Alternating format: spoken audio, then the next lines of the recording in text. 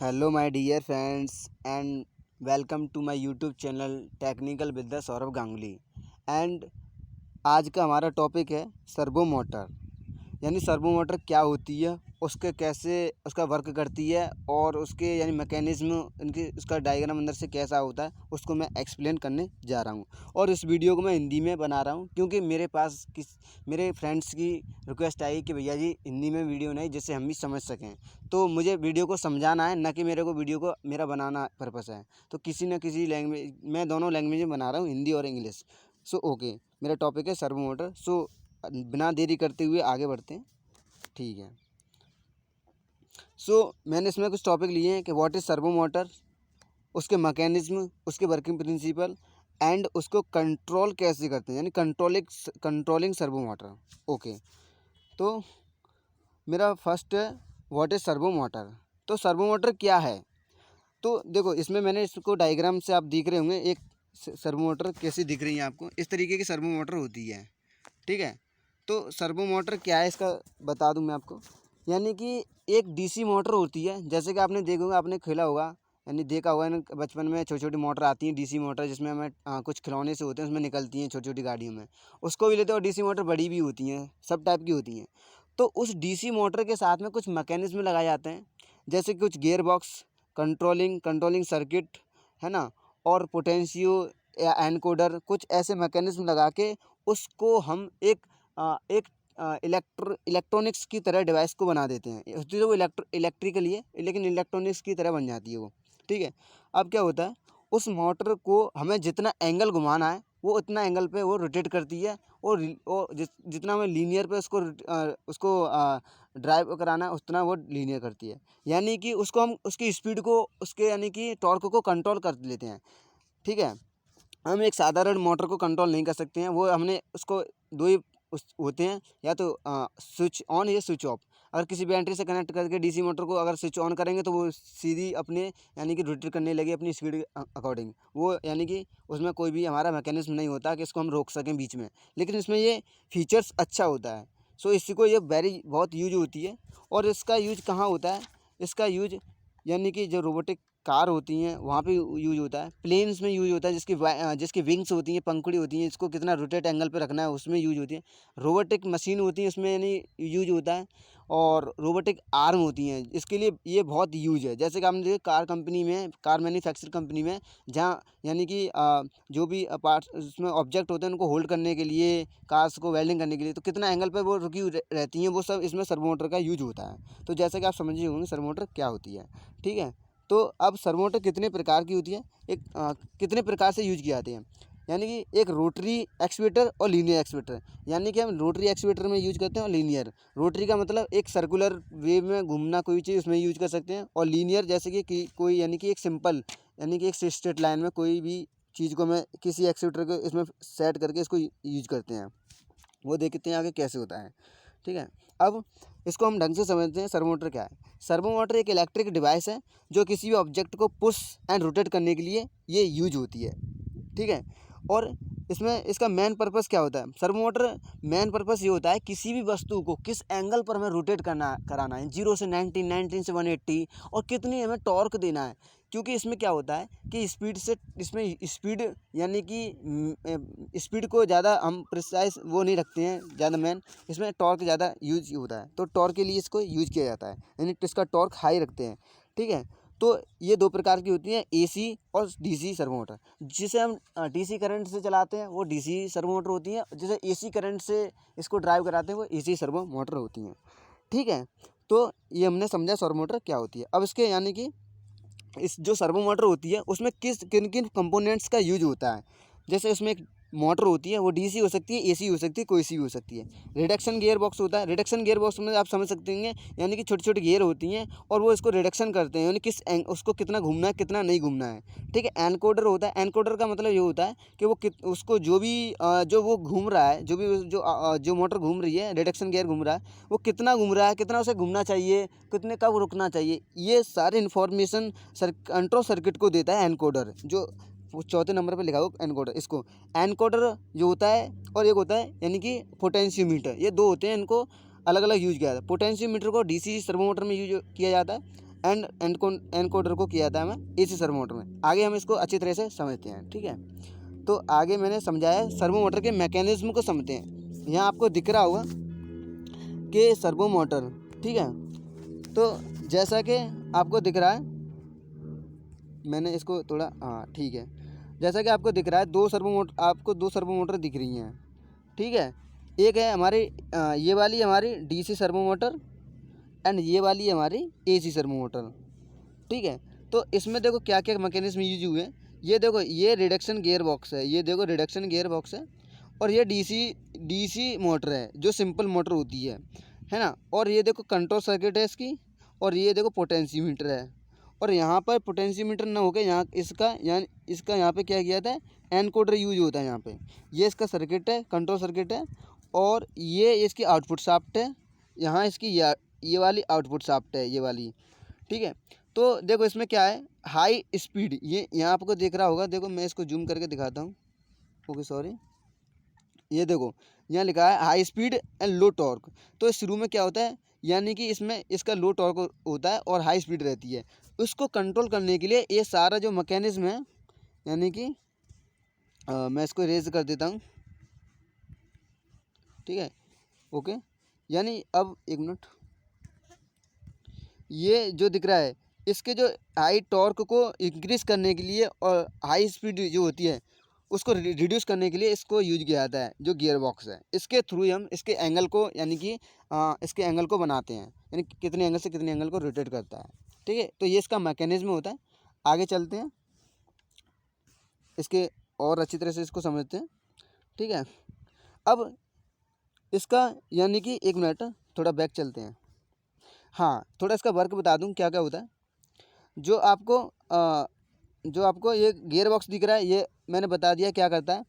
ये gear box का work होता है कि जो डीसी मोटर लगी हुई है ये यानी कि ये रोटेट कर रही, तो इसको जो सिग्नल मिलेगा कंट्रोल सर्किट से कि कितना इसको सिग्नल, यानी कितना इसको, यानी कि इसकी जो स्पीड है उसके लिए कितना करंट, कितना वोल्टेज मिल रहा है, कितनी इसको एक्यूरेसी मिल रही है, तो उसके अकॉर्डिंग ये रोटेट करती है। और जो पोटेंशियोमीटर होता है, पोटेंशियोमीटर क्या करता है, इसको रीड करता है कि ये कितना घूम गया, यानी कि कंट्रोल सर्किट ने इसको कितना एम्पलीफाई किया, कितना इसको करंट भेजा। इसके अकॉर्डिंग पोटेंशियोमीटर इतना, जैसे 90 डिग्री इसको रोटेट करना है, तो 90 डिग्री रोटेट करके इसके बाद क्या करे, ये जस्ट सर्किट को, यानी सर्किट को सिग्नल भेजेगा कि इसने 90 डिग्री रोटेट कर लिया है, तो उसको यानी कि स्टॉप कर दिया है। तो ये जो दिख रहा है कंट्रोल सर्किट, इसको यानी कि स्टॉप कर देता है, ठीक है। तो ये इसका होता है, ये सिस्टम होता है। और आगे और देखते हैं, ठीक है। तो आगे बढ़ते हैं, अब आते हैं इसका, यानी कि क्या होता है सर्वो मोटर में क्या होता है। बेसिकली ये एक क्लोज लूप सिस्टम बनाता है। जैसा कि देखो आपको समझाता हूँ, यानी क्या हुआ, जैसा कि हमने, यानी कि जो सेंसर्स लगाया, एक मिनट, जैसा कि हमने सेंसर्स लगाया, यहाँ देखिए हमने ये पोजीशन सेंसर्स लगाया, ठीक है। यानी कि इसकी पोजीशन को सेंस करेगा कहाँ पर है कहाँ पर नहीं है, उसको कितने एंगल पे वो रुकी हुई है, ठीक है, कितने एंगल पे पहुंचने वाली है। अब देखो इससे कैसे एक क्लोज लूप सिस्टम बना है।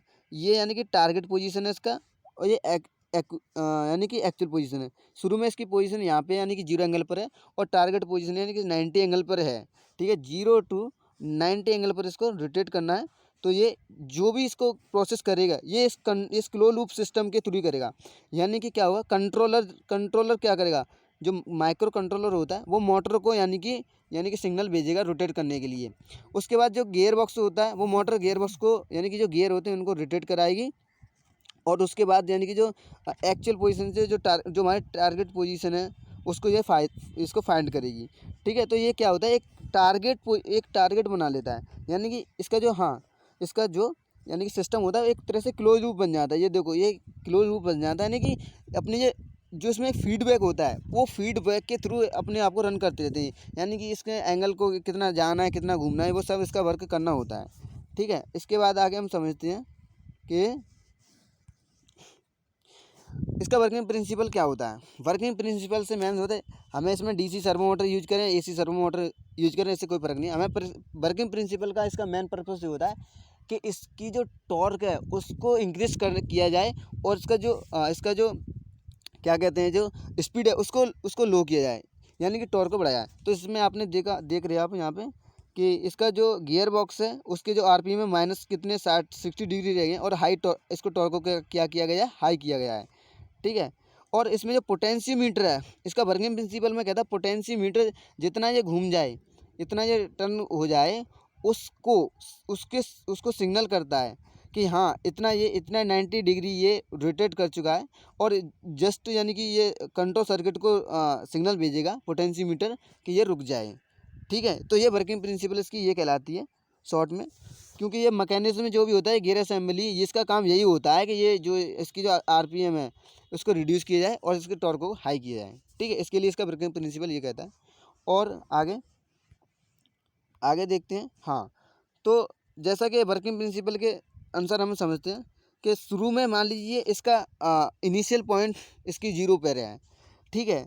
तो ये कैसे काम करेगी, यानी कि अब हमारे पास एक जो कंट्रोलर सर्किट है, हमारे पास कंट्रोल सर्किट है, इससे जुड़ी हुई है मोटर, और मोटर से जुड़ी हुई है रिडक्शन गियर बॉक्स, और रिडक्शन गियर बॉक्स से जुड़ा हुआ है एनकोडर या पोटेंशियोमीटर। अगर हमारी मोटर एसी है तो एनकोडर जुड़ा हुआ है, और डीसी है तो पोटेंशियोमीटर है। और ये इससे भी ये चीज़ होती है, ये मोटर से कनेक्ट होती है और कंट्रोल सर्किट से। तो ये वर्क कैसे करती है, जब हमारी स्टार्ट होती है मोटर, तो यानी कंट्रोल सर्किट इसको सिग्नल भेजता है मोटर को, कितना यानी इसको करंट देना है, कितना इसको वोल्टेज देना है, उसके अकॉर्डिंग ये मोटर यानी डीसी मोटर अपने हिसाब से रोटेट करती है। अब ये मोटर जब रोटेट करती है तो इसको जो एनकोडर है उस यानी इसका वर्क ये भी होता है कि इसको कितना यानी कि एम्पियर दिया जाए, 1.1.5 2.2.5, उसके अनुसार ये रोटेट करेगी। उसके बाद यानी डिस्क्रीट हो जाएगा। इसी अकॉर्डिंग जो रिडक्शन गियर बॉक्स है वो क्या करेगा, उसकी जो इससे कनेक्ट होती है आउटपुट शाफ्ट, वो रोटेट करेगा यानी 90 डिग्री है, 90 डिग्री इसको दिया गया तो 90 डिग्री रोटेट करेगा। उसके बाद क्या होगा, एनकोडर जस्ट उसके तुरंत बाद ही यानी कि कंट्रोल सर्किट को यानी कि वो सिग्नल भेज देगा कि वो कितना यानी कि उसने कितना रोटेट कर लिया है, जिसको उसको टारगेट था उतना रोटेट कर लिया है। अब उसको यानी कि रोक दिया जाए तो कंट्रोल सर्किट तुरंत मोटर को सिग्नल भेज देगा और वो स्टॉप कर देगा। उसके बाद रिडक्शन जो हमारे गियर बॉक्स है वो रुक जाएगा और हमारे आउटपुट शाफ्ट जिस एंगल पर पहुंचनी है उस पर रुक जाएगी। तो इसका वर्किंग प्रिंसिपल यही होता है, और इसका फिर यही होता है, ये प्रोसेस बार बार होती रहती है, इसलिए इसे क्लोज लूप सिस्टम बोलते हैं। और ये इसका जो भी सिस्टम होता है वो अपना फीडबैक बार बार उसी फीडबैक के अनुसार ये वर्क करती है। तो इसका ये वर्किंग प्रिंसिपल बहुत सिंपल होता है, बहुत अच्छा होता है। तो इसको यानी कि काफ़ी यूज किया जाता है यानी मैन्युफैक्चरिंग कंपनी में, रोबोटिक आर्म में, रोबोटिक्स में, कार्स में, प्लेन्स में, काफ़ी सारी चीज़ में। ठीक है। तो थोड़ा और आगे देखते हैं इसका यानी कि जो भी है किसको अब कैसे कंट्रोल किया जाता है। अब हम जो कंट्रोल सर्किट को भी कुछ, ये तो हो गया मोटर। ओके मिनट 1 मिनट, ये तो हो गया हमारे मोटर। अब जो हमारी ये मोटर होगी, ये तो मोटर के पार्ट्स हो गए। अब इसके थ्रू जो माइक्रो कंट्रोल है, कह सकते हैं आर्डिनो यूनो बोर्ड, इसके थ्रू इसको कंट्रोल किया जाता है। ठीक है। इसके थ्रू इसको कैसे कंट्रोल किया जाता है कि इसमें प्रोग्रामिंग की जाती है सर्वो मोटर की, वो हम आगे आने वाली वीडियो में, अगली हमारी इसकी बात इसी प्रैक्टिकल पे वीडियो है, उसको प्लीज़ ज़रूर देखना, जिससे आपको अच्छी तरह से समझ में आ जाएगा सर्वो मोटर क्या होती है और इसका यूज कैसे किया जाता है। आप इसके थ्रू आप प्रैक्टिकल भी कर सकोगे मेरे आने वाली वीडियो में, प्लीज़ उसको देखना ज़रूर ही देखना है। ठीक है। तो ये तो मोटर के पार्ट्स हो गए। अब ये यानी कि किस तरीके से ड्राइव कराई जाएगी इसके थ्रू, इसमें हम कोडिंग करेंगे।